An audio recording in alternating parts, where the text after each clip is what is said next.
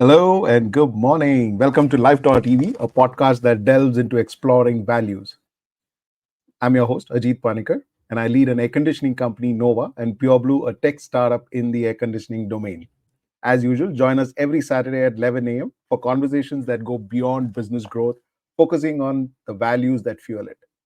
So let's embark on a journey to uncover our true purpose and how we can grow by enriching our lives.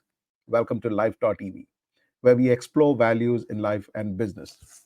As always, I have Vivek Asrani with me. Hi, Vivek. How are you doing? Good, Ajit. How are you doing? Good to see you again. Absolutely great, man. To our viewers, Vivek Asrani is the driving force behind Camo Fastener Company, a trailblazing company in the industrial fastener sector. What sets Vivek apart is his deep engagement with the exploration of values. Now, for close to 4 years, he has dedicatedly penned his reflections on this topic every week. These insightful thoughts are accessible on his website, vivekasrani.com. Well, Vivek has also authored the book One Day at a Time, Reflections from Times of Silence, which further delves into his journey and insights. This thought provoking read is available on Amazon, offering readers a chance to engage with his profound understanding of values and their role in both personal and professional lives. In today's episode of Life.EV, we are delving into a compelling topic, the distinction between the circle of life. Vivek, let's hear your reflections on this. So, Ajit, I think all of us know that there is a cause-effect relationship in the world, and very often in our conversations we say what goes around comes around. But I experienced this firsthand, which really got me thinking. So I was at Frankfurt Airport waiting for a train to go to Cologne, and I was sitting at the Starbucks just above the railway station. And this gentleman comes up to me. I had a trolley and I had my two bags on it. He asked me where I got the trolley from, and I told him that you know this is where you can go get your trolley. So he goes, and after a few minutes he comes back without a trolley. Still with his bags in his hand. I asked him what happened. He said, you need to put a €2 coin to get a trolley. So fortunately, I had some change and I gave him a €2 coin, and he was very reluctant to take it. He said, "No, like I said, listen, just take the money, go get yourself a trolley. It's no big deal." So he smiled, took the €2, and went and got himself a trolley. Came back and thanked me, and he was sitting having his coffee. I was having my coffee, and this happened on a Saturday morning. Saturday I was in Cologne. Sunday the exhibition started, and I was there for 4 days. So Wednesday morning I was coming back, and at that time I bought a game for my boys, and it was a large box. So on the way back from Cologne, I had now three pieces of luggage, including that bag. And when I reached Cologne station, I somehow got off the taxi and I said, "Okay, how am I going to get onto the train?" And fortunately, I found, I think there was a trolley at the station, and I went there, took it, and I somehow got into the train. And right through the journey, I was thinking to myself, I'm like, how am I going to get from the platform to the check in counter? Because now I've got three pieces of luggage, right? And I really don't know how I'm going to do that. So, anyway, the train stops at Frankfurt. The gentleman in front of me, I requested him whether he could help me with, one small piece of luggage, which he did. So, I got off the train, and I had my three pieces of luggage in front of me, and I'm still figuring out and wondering in my head, how am I going to get to the check-in counter? All the passengers had left and they were moving towards, the airport. And suddenly in front of me there was a trolley. So I looked around and there was nobody around. So I put my three pieces of luggage on the trolley, went to the check-in counter, and when I went to put the trolley back in its place, guess what happens? A €2 coin comes out. Wow. And for me, it wasn't a coincidence, right?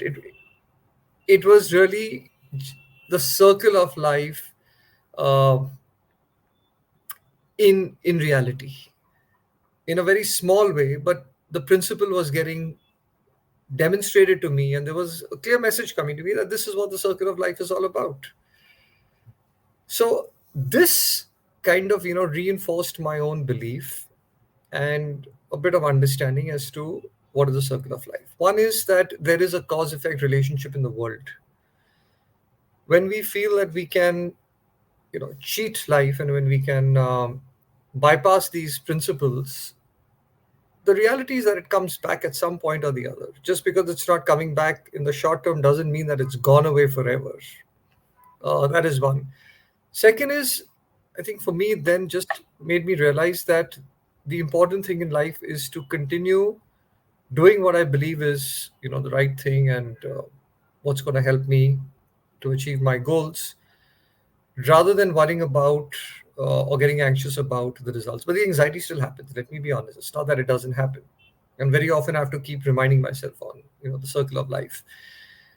But the third thing, Ajit, and which has really helped me and held me in good stead, has been the power of goodness. Very often we feel that by being good, we are being naive. People can take advantage. We are walking the straight and narrow. Not everybody else does the same. My belief has always been it doesn't matter. You continue doing what you believe is right. Continue believing in the power of goodness. And therein, I think, lies to me the biggest advantage of understanding the circle of life, because at least, even if I've differed with people, even if I've been through difficult situations, even if I've made mistakes, I have at least tried to hold on to the power of goodness, because that's the one thing I believe, that if I'm doing something with the right intent, somewhere it's going to come back. And I'm not doing it selfishly so that I get something in return, but I just somewhere believe that if I do the right things and I do it with a sense of goodness, uh, things will play out, in a good way, to put it very simplistically. So that really is, what my reflection was all about on the circle of life. Amazing. I'm going to read something out that you had written in the book. You said, "We may not realize it or have a way to prove it, but circle of life exists." This is what you had written. Now, in a way, don't you think as humans we always seek validation of our beliefs, and that's what prevents us from doing just something for nothing? And like you just get a €2 coin, you just did something for nothing.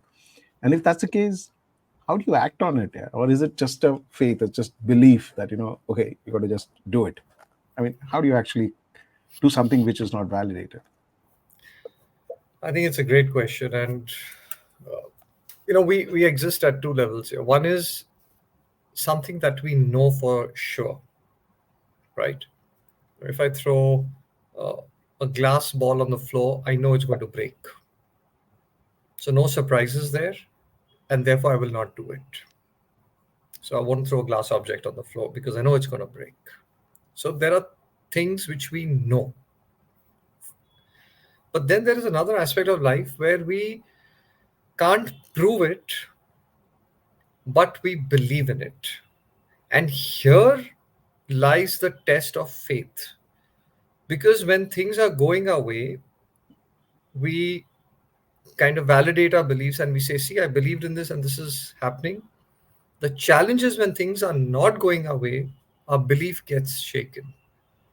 So, to your question, that how do we navigate this and how do we anchor ourselves to our beliefs?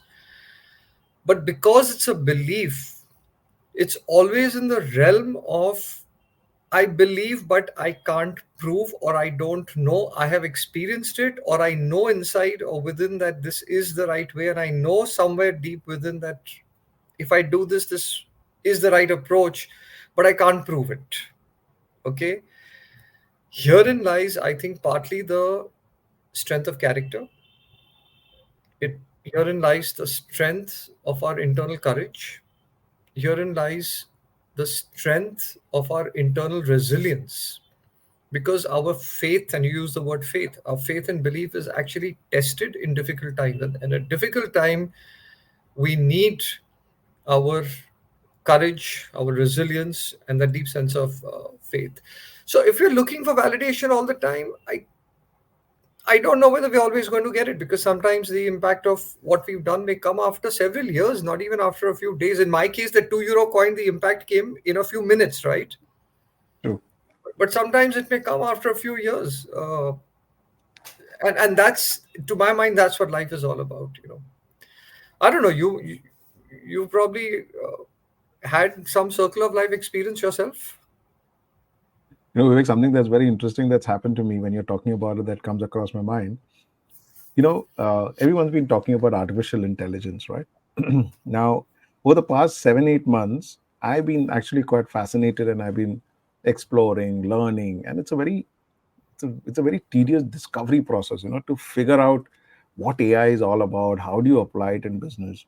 And over the last 8, 9 months, I kind of applied a lot of the AI that I learned into the business, and we've seen some fantastic output and great productivity coming out and great effectiveness.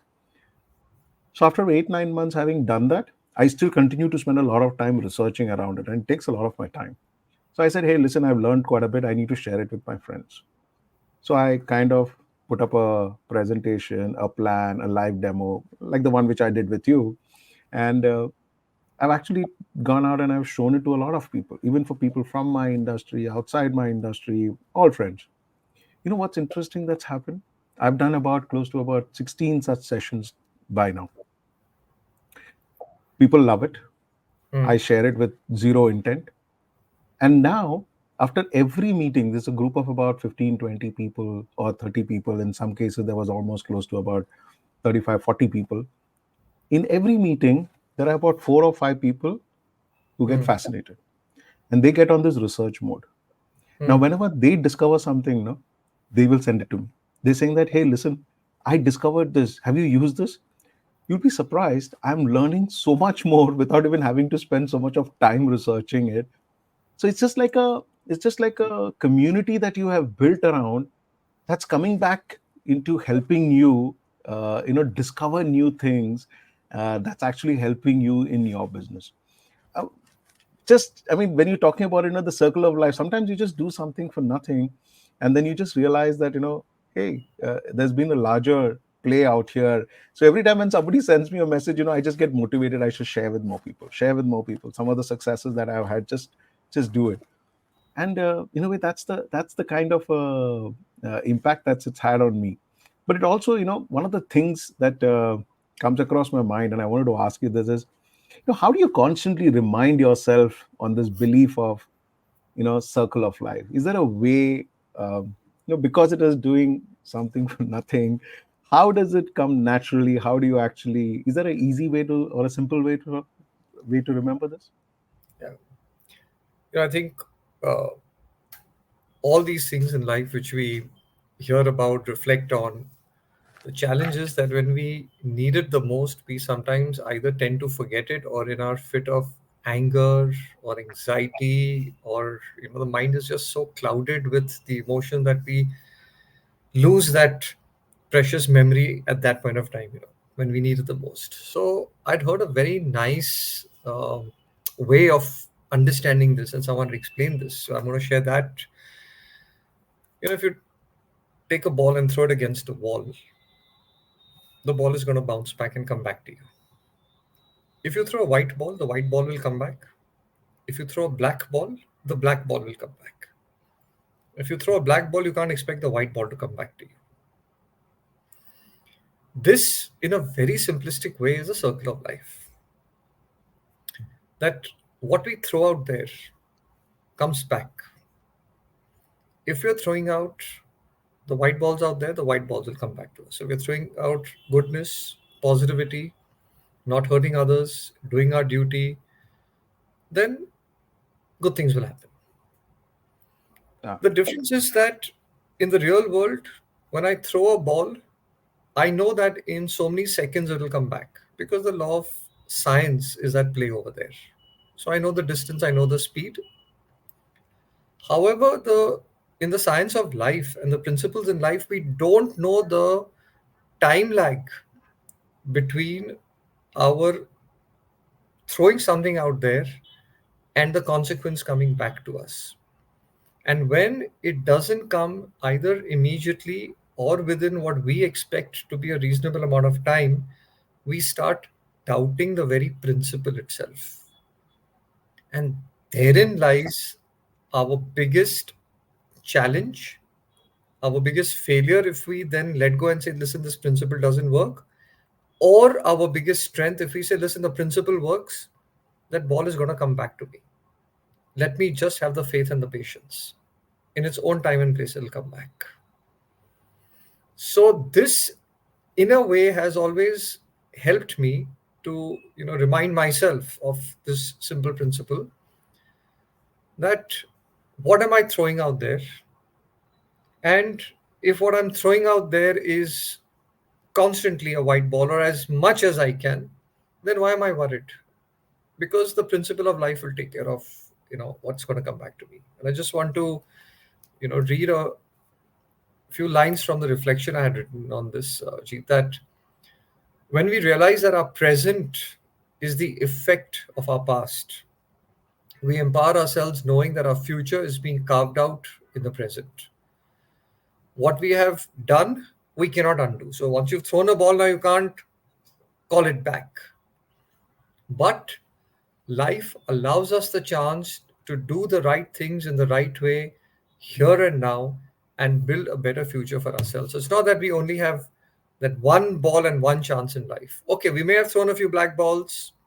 Some consequences have come which were not desirable. We made mistakes. It doesn't matter. Every day we get a chance to go out there and keep throwing things out. Uh, and the circle of life exists. Therefore, if we continue doing the right things, notwithstanding all the mistakes we may have made in the past, the future is only going to be better for us. Oh, that's amazing. Yeah, fantastic. Well, to all of you, that's all the time that we've had for this thought provoking discussion with some deep insights. Now, it certainly gives us all plenty to ponder about the balance between exploring values and business growth. Now, I'm going to encourage each of you to not just keep these ideas to yourself, share this episode with your friends, colleagues, and family, and spark a conversation and see where it leads. And we'd love to hear from you. Join the dialogue on our social media platforms, share your questions and insights, and your I'm sorry, uh, share your insights with us. And your voice matters in shaping in a more ethically driven business world. Now, that's it that we have for today. Join us again next week for another enriching episode on Life.EV, where we continue our exploration into the fascinating world of exploring values in our lives. Thank you, Vivek, for all those valuable contributions today. We're looking forward to diving deeper into these critical discussions in our next session. See you next week, where we will unravel more insights and perspectives that shape our ethical compass. Thank you for listening, and remember to reach out to your friends and get a conversation going on life exploring values. Thanks, Ajit. Thanks, Vivek. Look forward to circling back next week. Next week.